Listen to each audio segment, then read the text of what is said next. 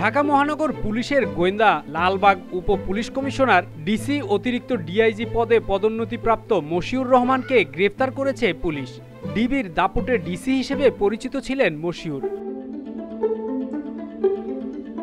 20 September শুক্রবার সকালে তাকে গ্রেফতারের বিষয়টি নিশ্চিত করেছেন যুগ্ম পুলিশ কমিশনার রবিউল আলম ভূঁইয়া। তিনি বলেন, পুলিশের অতিরিক্ত ডিআইজি মশিউর রহমানকে গ্রেফতার করা হয়েছে।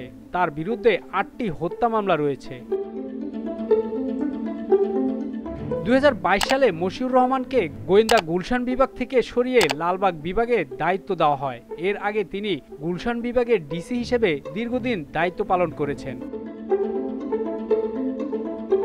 সরকার পতনের পর সর্বশেষ গত 13ই আগস্ট মশিউর রহমানকে ডিবি থেকে বদলি করা হয়। তাকে বদলি করে সংযুক্ত করা হয় চট্টগ্রাম রেঞ্জ ডিআইজি কার্যালয়ে পুলিশ সুপার হিসেবে।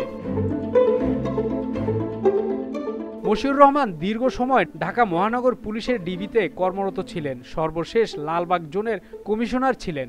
অতিরিক্ত ডিআইজি পদে পদোন্নতিও পেয়েছেন। ডিবি কর্মকর্তা হিসেবে মশিউর ছিলেন আলোচিত।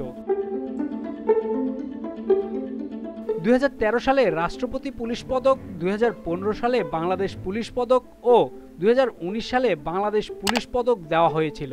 কর্মদক্ষতার কারণে তাকে 4 বার আইজিপি এক্সেম্পলারি গুড সার্ভিস ব্যাচ দেওয়া হয়। গত 19 জুন 2022-23 সালের জন্য তিনি শুদ্ধচার পুরস্কারও পান।